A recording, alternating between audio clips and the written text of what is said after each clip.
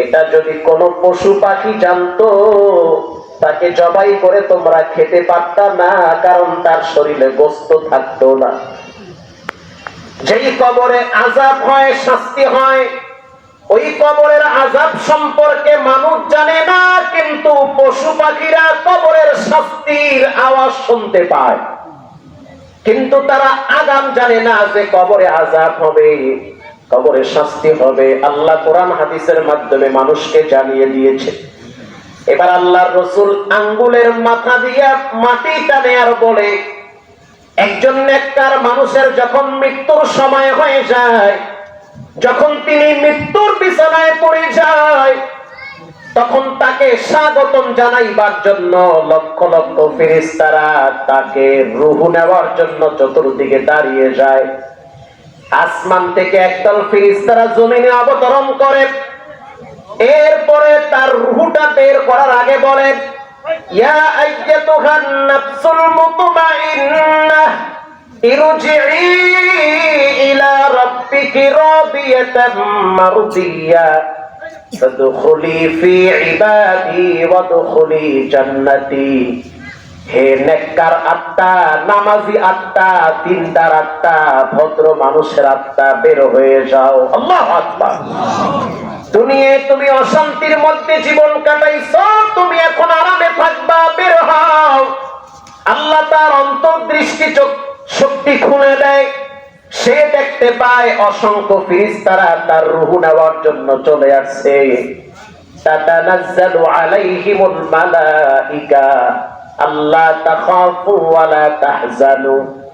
যখন আপনার মৃত্যু হবে তার আগ মুহূর্তে আপনি টের পাবেন, ফেরেশতারা কানে কানে বলবে, লা খাউফুন, ভয় নাই, ওয়ালা হুম ইয়াহজানুনা ফিল আখিরাহ, টেনশন নাই। ফজরের আযান হওয়ার সাথে সাথে তো তুমি নামাজের জন্য দৌড় মারছো, আসরের টাইমে তুমি নামাজের জন্য আমার ঘরে গিয়ে সিজদায় লুটিয়ে পড়েছো। আজ তোমার কোনো টেনশন নাই, দুনিয়ায় যেই পরিমাণ শান্তিতে ছিলা তার চেয়ে বেশি আরামে থাকবা তোমার রবের দরবারে। বের হও। এবার তার আত্মা যখন বের করবে, আল্লাহর নবী বলেন, একটা মানুষের পায়ের ভিতরে যদি কাঁটা দিয়ে আঘাত করা হয়, যেই পরিমাণ কষ্ট পায় তার চেয়ে কম কষ্ট দিয়ে মুমিনের আত্মা বের করা হয়। আত্মাটাকে বের করার পরে অসংখ্য ফেরেশতারা জান্নাতি খুশবু লাগানো একটা রেশমি কাপড়ের ভিতরে তার রূহটা নিয়ে নেয়। এরপরে তারা ডাইরেক্ট প্রথম আসমানে চলে যায়। ফাতাহনা আলাইহিম ফুতিয়াত আলাইহিম। প্রথম আসমানে যাওয়ার পর প্রথম আসমানের ফেরেশতাকে বলা হয়, গেট খুলে দাও। গেটম্যান বলে, কাকে নিয়ে আসছো? বলে, নেককারের রূহ নিয়ে আসছি। প্রত্যেক আসমানের দুইটা দরওয়াজা আছে, একটা দরওয়াজা দিয়া বান্দার দোয়া উপরে যায়, আর একটা দরওয়াজা দিয়া আসমান থেকে বান্দার জন্য রিজিক জমিনে বর্ষণ হয়। আরো জোরে সুবহানাল্লাহ। হাদিসে আসছে প্রত্যেক দরওয়াজার দুইটা তালা আছে। কয়টা তালা? এই তালার চাবি হলো বিসমিল্লাহির রহমানির রহিম। এই তালার হলো চাবি বিসমিল্লাহ। এবার দ্বিতীয়, তৃতীয়, চতুর্থ আসমান ভেদ করে যখন আল্লাহর দরবারে তার রূহটা পেশ করা হয়, আল্লাহ রাব্বুল আলামিন বলেন, তার রূহটাকে ইল্লিনে রেখে দাও, ভালো একটা জায়গায় রেখে দাও। ওখানে রেখে দেওয়ার পরে আবার ওখান থেকে রূহটাকে নিয়ে তার দেহের ভিতরে দাও। যখন একটা মৃত ব্যক্তিকে লাশ কবরে শোয়ায় দেওয়া হয়, লাশ কবরে রাখার পরে পায়ের বান, মাথার বান যখন খুলে দেওয়া হয়, ওই সময় ওই রূহটাকে আবার তার ভিতরে ঢুকায় দেওয়া হয়। রূহ যখন ভিতরে দেয়, যদি সে নেককার হয়, পরিষ্কার হয়, রূহ ভিতরে আসার সাথে সাথে তখন সে দেখতে পায় সুন্দর চেহারা বিশিষ্ট দুইজন ফেরেশতা তার ডানে বামে বসে আছে। তাকে প্রশ্ন করবে, উঠো, তুমি একটু প্রশ্নের উত্তর দাও, প্রশ্নের জবাব দিয়ে এরপরে তুমি আরামে ঘুমাও। মুমিন বান্দা দেখবে সূর্য লাল হয়ে গেছে, তার মানে মাগরিবের রক্ত একেবারে চলে যাচ্ছে, তখন মুমিন বলবে উজুর পানি দাও। আসরের নামাজের রক্ত একেবারে শেষের দিকে, কারণ তার তো নামাজের টেনশন দুনিয়াতে ছিল।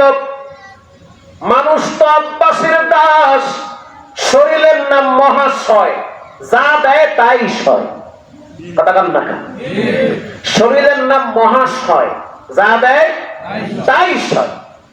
আপনারা যদি বলা হয় প্রতিদিন 3 বেলা রুটি খাওয়া লাগবে, বাধ্যতামূলক, আপনি খাইবেন, আপনার দাদাও খাইবে।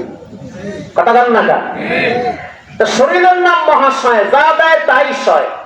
মানুষ অভ্যাসের দাস, মানুষ প্রতিনিয়ত যেগুলো করে ওগুলো ঘুমের ভিতরেও প্রকাশ পায়, ওগুলো স্বপ্নে দেখে। যেই লোকটা প্রতিদিন নামাজ পড়তো, সে মৃত্যুর পরেও কবরে গিয়ে বলবে নামাজের টাইম হয়েছে, আমাকে উজুর পানি দাও।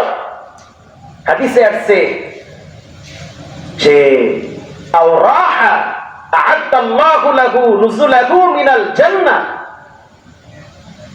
যে ব্যক্তি এশা এবং ফজরের নামাজ মসজিদে গিয়ে আদায় করবে, কাল কিয়ামতের ময়দানে রব্বুল আলামিন নিজ হাতে তাকে জান্নাতের দস্তরখানায় মেহমানদারি করাবে। কিন্তু ফজরের নামাজ, এশারের নামাজ মসজিদে গিয়ে পড়তে হবে। এবার ওই দুই ফেরেশতার একজনে বলবে বলো তোমার রবের নাম কি? প্রশ্ন করবে মান রব্বুকা, বলো তোমার রবের নাম কি? সে এবার বলবে রব্বি আল্লাহ, আমার রব একজন, তিনি হলেন কে? যেই জিনিসের প্র্যাকটিস নাই ওই জিনিস হঠাৎ পারা যায় না। পারা যায়? যেমন যেই লোক কোনোদিন বল খেলায় নাই, তারা যদি বলা হয় ভাই আপনি খেলাইবেন, বল খেলাইবেন,